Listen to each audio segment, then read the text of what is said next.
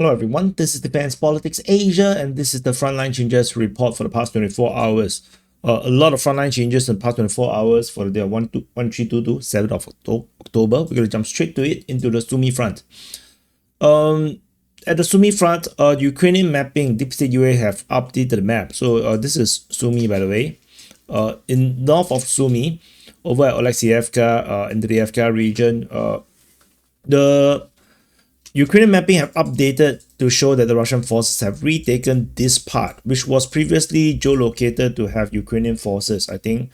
And so the Russians have taken it back. The advance is probably around a kilometer.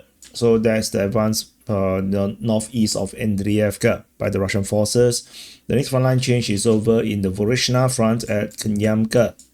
So it's over in this region. Over at Konstyantynivka, I think there is a geolocation of Russian forces. Yep, at this position means the Russian forces have started to move out from the more built-up residential area into the more rural region of Konstyantynivka. The advance here is around 600 meters as they start to explore into the suburbs of Konstyantynivka. So let's see how this goes. This is part of the major offensive that is currently happening in this sector. The Russians have captured all of this more heavily built up residential region. This area here is, you see, is a lot more sparse. So yeah, so that's off at this region. The next frontline change is over in Siversk. So over at Siversk front, we have a few frontline change. One is just southeast of Siversk. At this sector here, just north of this fortification, you can see the fortification lines here. Russian forces has been geolocated at the entrance in the north of the trench line. So looks like the Russians is starting to storm it. So that's mainly it. That's all we have. Advance is probably 142 meter. From the tree line is 280 meters. So they probably rush there. And let's see how this goes. South of this position at Vimka, there's also another geolocation. Russian forces is very active in this sector, as you can see. So they were geolocated here. Previously, they were here. So now they have basically advanced. And this sector here, we have marked it as taken by the Russian forces. The advance from position to position, geolocation to geolocation is 300 meters.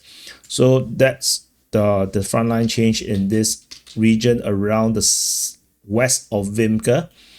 After Vimka, the next frontline change, we go to Oleksandro-Shutine over in the Konstyantynivka front.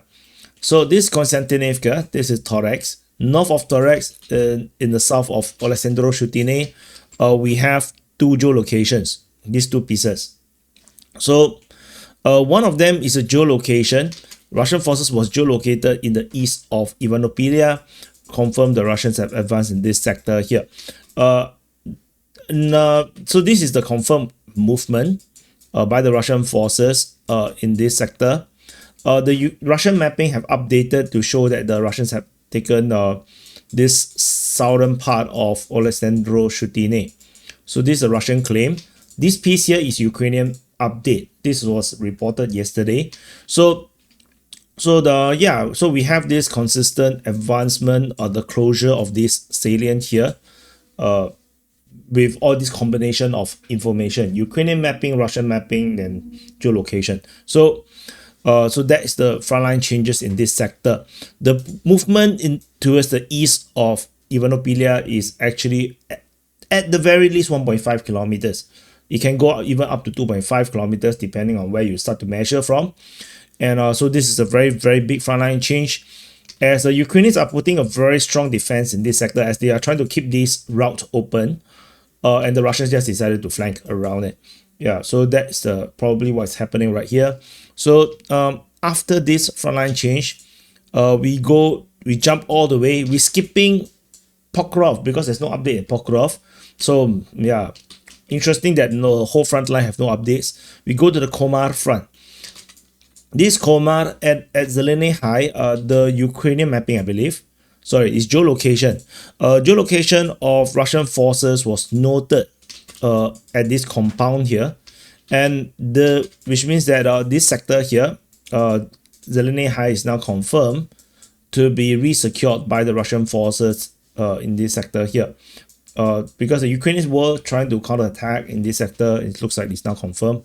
I think, yeah, because we already declared Zeleny High captured before on the 26th of July. The Ukrainian forces claim to have retaken some positions. So, yeah, but now we can have geolocation confirming that the Russians have full control of Zeleny High. Or the advance, if you want to know, is around one kilometer, around on average 1 kilometer. Moving after Komar front, that's all from the Komar front.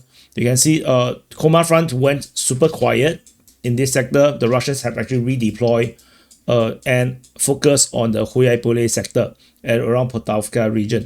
So all the frontline changes is clustered around here. So we have Dvorichna, Novovasilivsky. So we going to zoom in first. So Novovasilivsky is here. This is Novoivanivka. So Russian forces have, according to Ukrainian mapping and geolocations. So just to show geolocation in all these sectors. So the Russian forces basically more or less confirmed to have captured Novovasilivsky. And this is already announced, I think, by Russian sources, I guess. Yeah, Russian Defense Ministry actually announced the capture of Novovasilivsky. So they already announced that. And we haven't, because there's still one small chunk in the north. Then this sector here means the Russian forces have actually also flanked south, probably trying to catch the crossing to go into Novomykolaiv.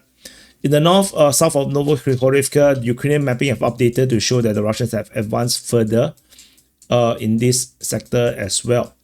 So the Russian forces basically is focusing on this this sector, the Hulyaipole sector, as they pause the Komar front offensive.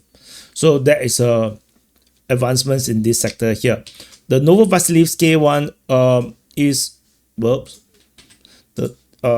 around 1.5 kilometers advanced. So that is a pretty a lot. So then the next frontline change is over here at Okonishe.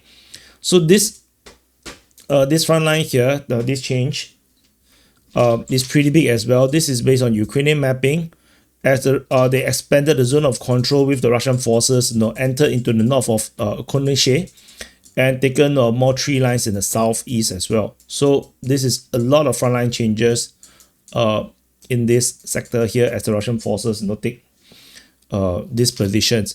The advance at the maximum is around 1.2 kilometers. It looks like the Ukrainians are getting overwhelmed in this sector here. As the Russians probably diverted our attention, maybe Ukrainians have a lot of forces in this sector here, and Russians just did redeploy and caught the Ukrainians by surprise. That might be the case. We shall see how this continue to play out. The Ukrainians seems to be struggling to hold the front line. Then we have this big chunk here around Melanivka and Poltavka. So this is Poltavka and this Melanivka. Russian forces have, according to Ukrainian mapping, have actually captured everything in the outskirts, the eastern and southeastern outskirts of Poltavka. All of this region here is now mapped by the Ukrainian mapping as captured by the Russian forces. The change is more than 2 kilometers. So this is a very, very big collapse of the front line in this region. And then at Melanivka, Ukrainian mapping also have updated to show the Russian forces is starting to push west from Melanivka. So this push is around 500 meters. So these are all the frontline changes for the day, for the past 24 hours. And now this is a lot of frontline changes. I'm quite sure you agree as well. So let's do some calculation of the total area captured. Ukrainians in the past 24 hours captured nothing, 0. So they did not capture anything. Yesterday they did at least capture half a square kilometers. Yesterday the Russians captured 17.47. Looks like today it's going to break above that. 0.97 plus 0.37 plus 0.17 plus 6.05 plus 1.2 plus 13.76. Total area captured by the Russian forces is 22.52 square kilometers. So we are back to the 20 square kilometers range again.